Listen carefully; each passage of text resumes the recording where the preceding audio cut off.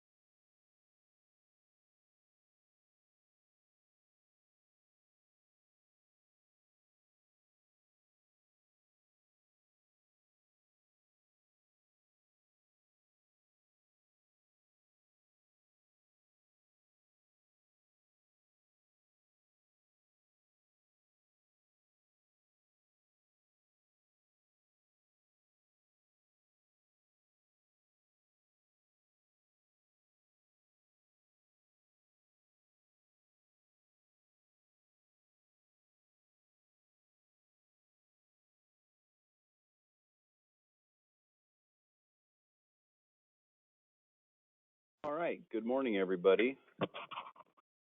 My name is Rob Rotter, the chair of the Iowa 911 Communications Council. Welcome to the December 9th, 2021 edition of 911 Communications Council. I'm going to forego the guest introductions since we have people scattered across the state and online and on the phone. But if we could, please, Kara, could you give us a roll call to check to see if we have a quorum? Yes. Tracy Bearden?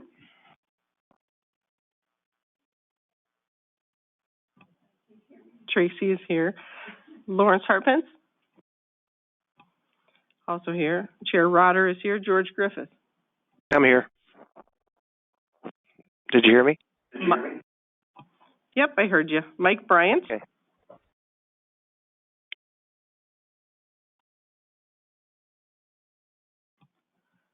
Mark Murphy? Mark's here.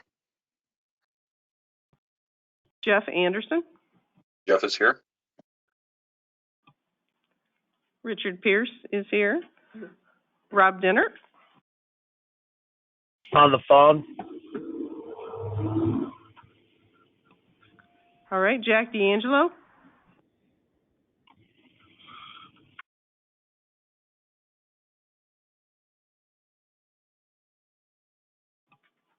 Pretty sure I saw Jack here on the phone. Taylor Teeple?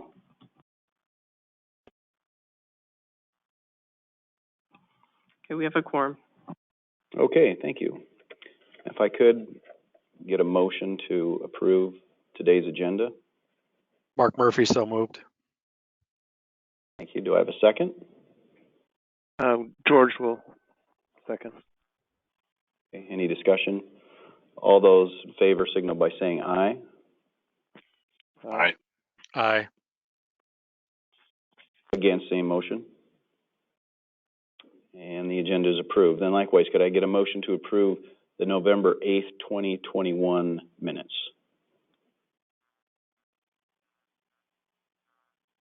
Anderson will move.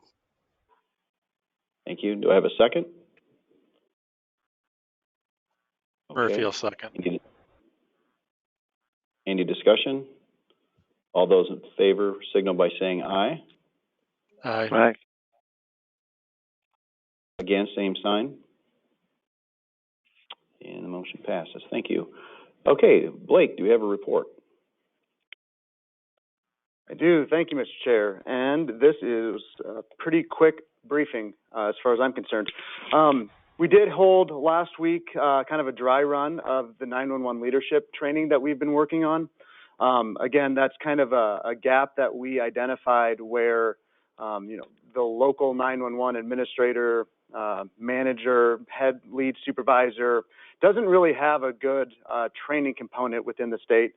So over the last couple of years, Allie and I have worked on that. It's part of the strategic plan. So there's a work group that's been involved, and that's who we kind of did the dry run with, was that work group. It had good feedback. We also made sure to include an actual brand new local 911 supervisor to get that person's feedback. So we'll look at holding that kind of for real the January, February timeframe. We're still trying to figure out kind of the best delivery model, if that will be in person or virtual or some combination. But look for that here shortly to get on folks' calendar. Moving on, our department's 911 legislative report is due January 15th. That has been submitted to our public information folks to kind of do the publishing and formatting. When that gets finalized, we will make sure to get that sent out to everyone on the council and 911 stakeholders. This is normally the time where I like to start putting folks who haven't submitted forms on the screen for the world to see. That being said, there's so many that have not been submitted that I can't list them all here. So as a reminder, expenditure collection forms are due January 1st. 88 are still outstanding. And as a reminder, that is the administrative deadline. March is the legal deadline, and that's when we have to start withholding surcharge. So you still have a little bit of time, but we'd like to get those in. That way, if there is any changes or revisions or questions needed, we have time to go back and forth and still make that legal deadline. Also, as a requirement as of your 911 service plan, you need to get in your service board memberships forms. There are 70 that we are still missing. So again, January 1st is the deadline. I'm guessing our email will be busy with those coming in here the next couple weeks. Last thing on this slide, the wireline migration.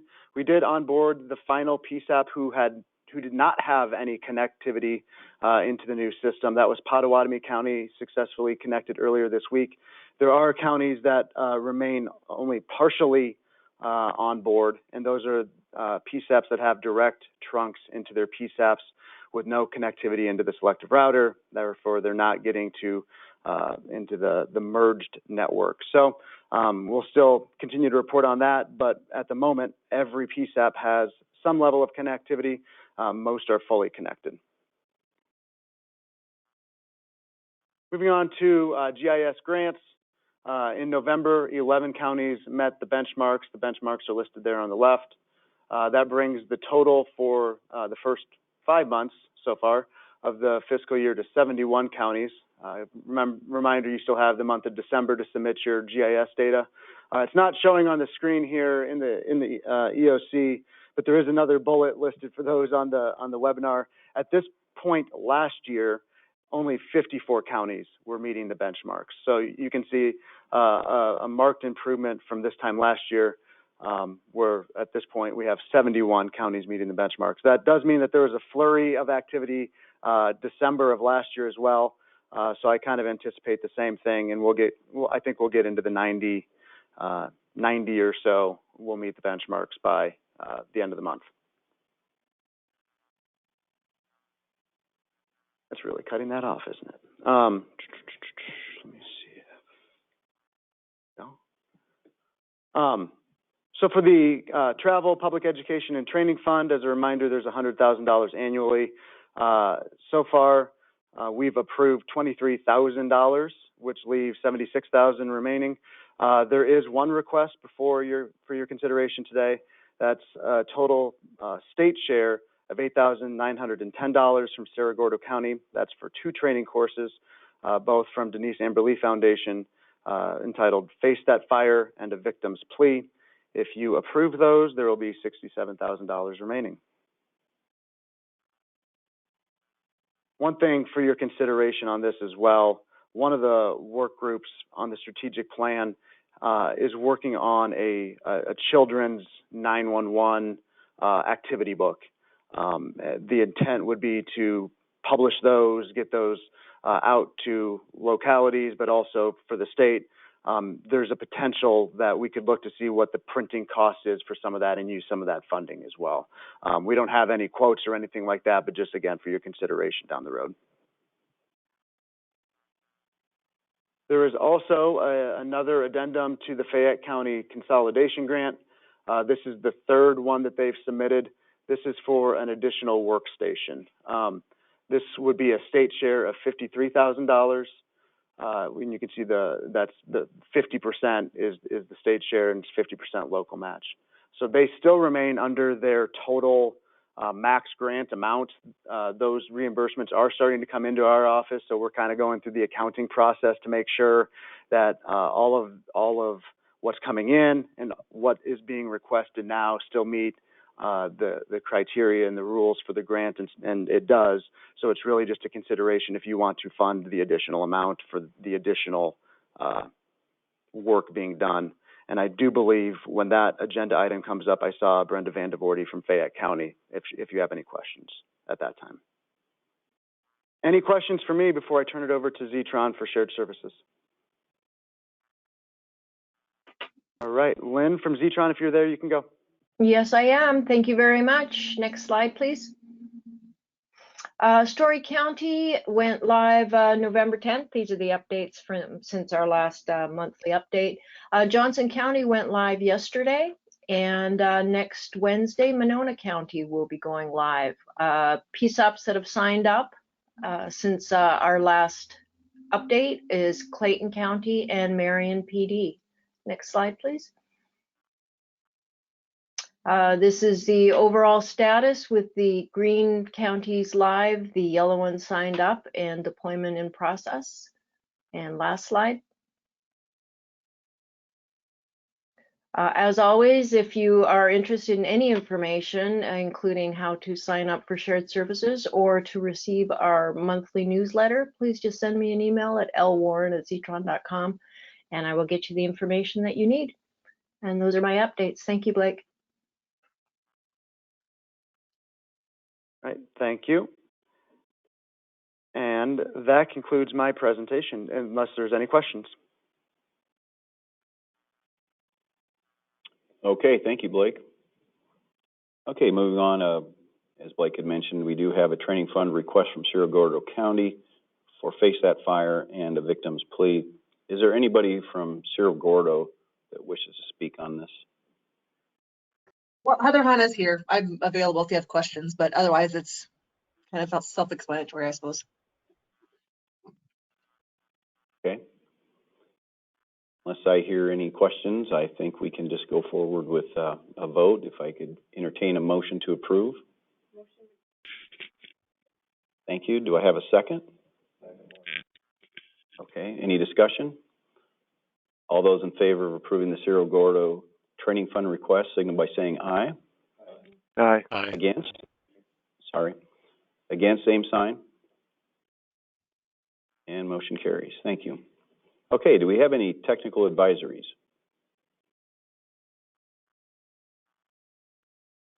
Okay, hearing none. Can we get an update from Iowa Interoperability Governance Board from Chris Myers?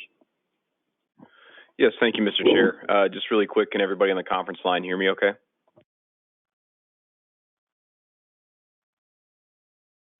We can hear you, Chris. Super, thank you. Always got to check. Again, I want to extend a big thank you out to HSCMD, John Benson, Blake DeRucci, John Paoli, Allie Bright, for letting us have the meetings here again this month. It's a nice space, and I know there are times of the year where taking up this much space can be a significant time crunch. So we do appreciate you allowing us to have the meetings here again this month. A quick update from something that was mentioned last month regarding the 4.9 gigahertz FCC rules update requests. We did submit joint comments with several other states on that matter. The FCC was seeking feedback from all sorts of inquiries, and our comments focused on several parts of those asks from the FCC, and also stated our desire to keep 4.9 gigahertz available in some capacity for microwave point-to-point backhaul access paths. We have currently 55 active licenses of that type of thing here in Iowa today, so we felt it was important to make sure that those were protected as much as they possibly can be. We'll see how things shape up with that over the next several months. The reply period for comments is ongoing now, so we probably won't know anything until probably mid-February on anywhere the FCC may be leaning. A quick update on the information sharing framework project with the CAD-to-CAD data sharing. All the stakeholders we reached out to last month have agreed to be a part of that project. With that PSAP group that we reached out to, there was a goal to have some sort of balance between urban and rural, state, county, municipal, EMD and non-EMD PSAPs, along with call volumes of all types. Those PSAPs that have agreed to be a part of this project are Ames PD, Boone County, Dallas County, Des Moines State Radio, Iowa State University Public Safety, Polk County, Story County, Warren County, and Westcom. So it will be around the greater Des Moines metro area, but they do have a nice cross-section there of urban and rural, and a transition from urban to rural as well, along with making up different levels of government. So it seemed like a good place to host that update. And Blake, do you have anything you want to add to that before I move on? All right. So as that project progresses, we'll keep the 911 Council appraised of all that, and we're looking for some good things to come from that. Quick update on the ISIX network. Routine preventative maintenance is nearly done for calendar year 2021.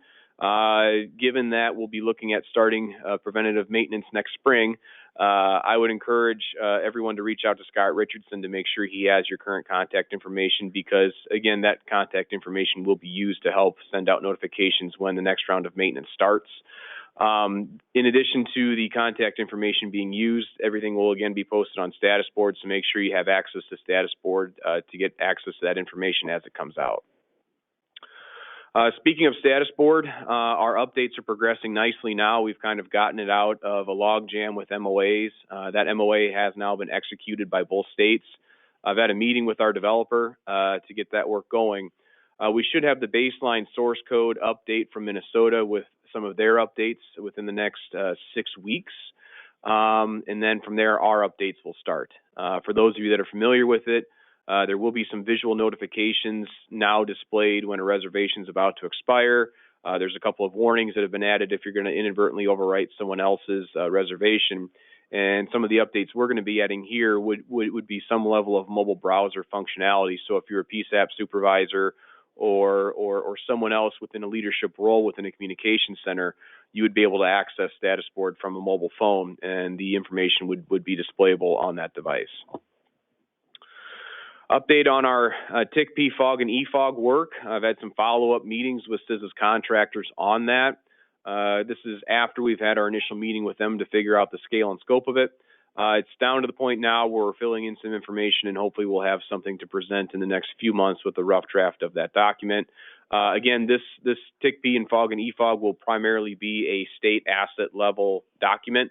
But the nice thing about that is local and regional sections of the state will be able to build off that and develop their own. So we're kind of keeping it as a state level asset type of document, and then people can run with it from there however they want to. West STR deployment is ongoing in steady state. We're expecting that mobilization to conclude here within the next few months. I will keep the council appraised of that deployment as well. On to the Central STR. That has finished its deployment in Hancock County, and it is back to staging, so it is available once again. ISIX regional training, we're still looking at getting that rolling for calendar year 2022, so look for some more information on that. And if you want agency-specific training, just reach out to us and we'll get that set up. ISIX applications approved last month, Department of Veterans Affairs for Central Iowa for Level 2, Department of Homeland Security Investigations Level 2, Iowa Association of Electrical Cooperatives Level 2, Scott County Emergency Communications Center Level 2, the Southwest Iowa Rural Electrical Cooperative Level 2, U.S. Fish and Wildlife for Level 1, and a Warren County Sheriff's Office updated their Level 4 access. Those applications were all approved last month.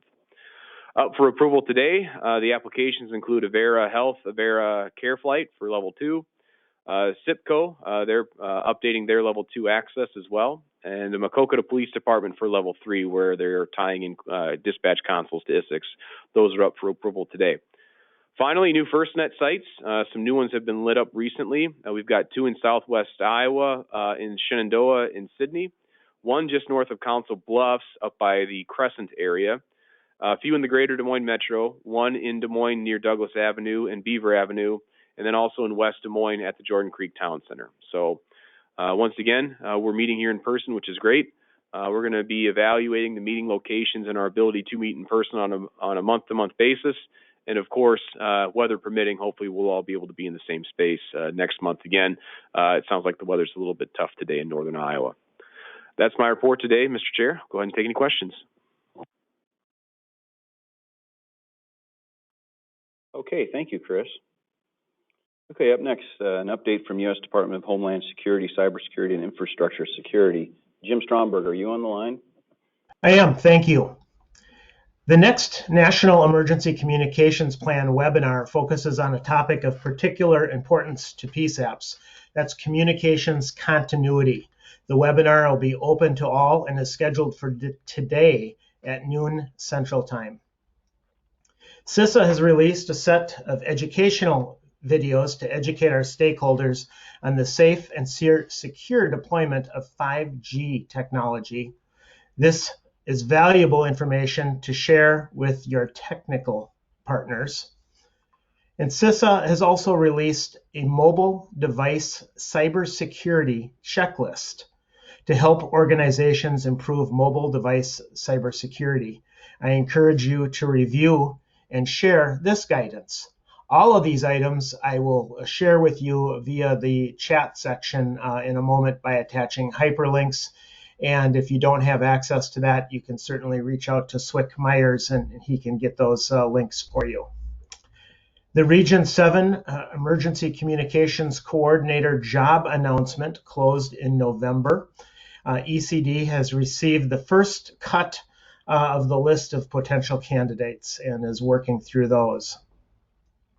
In April, the Department of Homeland Security is hosting an exercise in New Mexico called JAMX 22.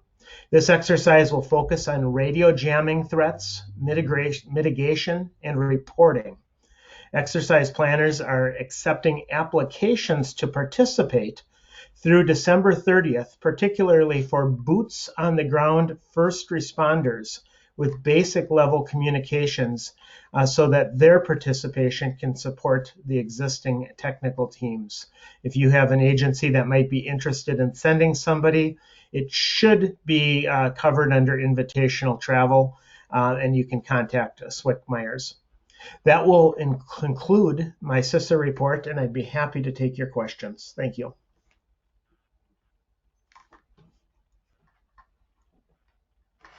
Okay, thank you, Jim. Okay, moving on to the 34A Administrative Code Committee. Committee. Tracy, do you have anything specifically? Okay, I do. Just under the subject of the PSAP expenditure report. As you know, there was a meeting last week here in Des Moines that was attended by representatives of the state auditor's office. Blake was there. We had some folks from Iowa Sheriff's and Deputies Association along with the lobbyist from there. And there certainly was a consensus. It was a very good meeting, and I think we could say that there was a consensus that the report form could be simplified to some extent while still achieving the design of the report. I think it became obvious that the reason that the report is so lengthy is simply because that's how the code is written. And so the auditor is simply auditing things that they feel need to be audited because it basically talks in the code about really all costs.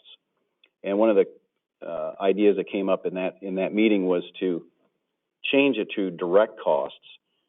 And for those of you that have to grapple with that report, I think the biggest complaint that I hear is that there's a lot of numbers on there that you're effectively having to guess on that aren't direct costs you're trying to come up with. And then there comes an audit and you're trying to audit guesses, which would be difficult to say the least. So I think we're moving in the right direction. I think it does become obvious, though, that the code 34A is going to have to be tweaked just a bit to accommodate the direct costs rather than all costs. And I think everything's moving in the right direction. Blake, do you have anything you want to add to that? Not a ton. We, like the data that we receive, we're able to, I think, better fill out some federal reports that we have to submit because of that data, but certainly understand filling out that form is a beast. So there's a good discussion. I think it's not our department that will be doing anything, but as long as what's being discussed is what ends up getting proposed, won't be an issue from us. Yeah, and I think it was very obvious with the folks in there that we don't want to in any way impact the usefulness of the report, whether for Blake or anybody else. So that's moving forward, and we'll keep you updated on that. Eventually, it will come into the 34A committee.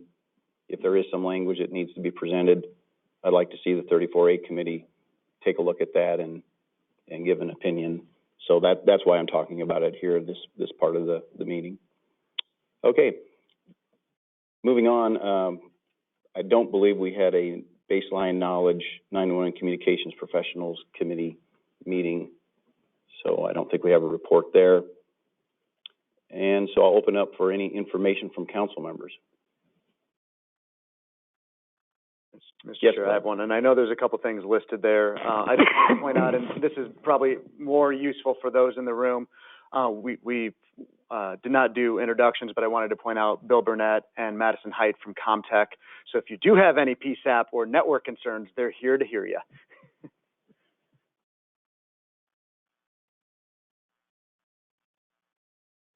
Okay, thank you. Okay, we do have a couple of things listed here. Just want to acknowledge that Tracy Bearden, who is the representative for NENA, will be leaving the council after this meeting. Tracy's been with us as the primary, I think, for probably between 3 and 4 years. But Tracy's involvement with Iowa 911 goes well beyond that. Tracy was a fixture in our meetings for years before that, and has always taken an active role in 911 in Iowa. So I just wanted to acknowledge that we'll be losing her and that we really appreciated the service. You also chaired the 34A committee as well, and so we'll certainly miss you there, and we hope that you don't become a stranger and still stay involved in 911, but thank you, Tracy. Replacing Tracy will be Jason Hoffman. He will be the NENA representative beginning in January.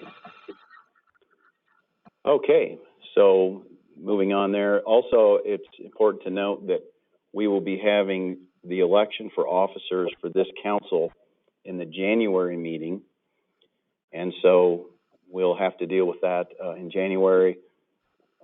I've been the chair for a few years. Rob Dennert has been the vice chair. I communicated with Rob, and we both agree that we would both be interested in continuing to serve. However, we will acknowledge that if somebody really wants to take those roles, it's not going to cause us a lot of discomfort. So we're here if you need us, and if somebody wants to take it, that's certainly an option as well.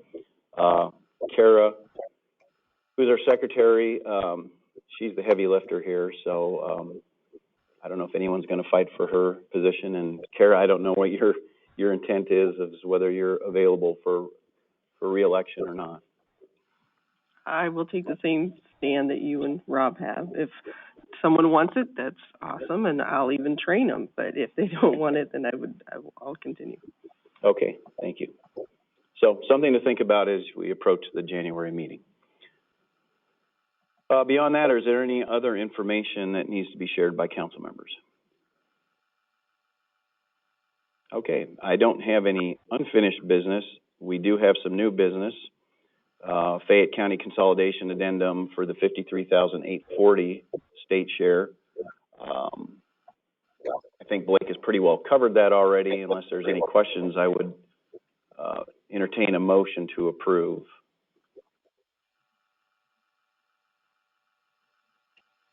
Anderson will move. I'll second. Okay, any further discussion? All those in favor signal by saying aye. Aye. Aye. Those opposed, same sign. And the motion carries. I do not have any travel requests. Do we have any business from the floor in this room? Okay, hearing none. Do we have any business for those of you joining virtually?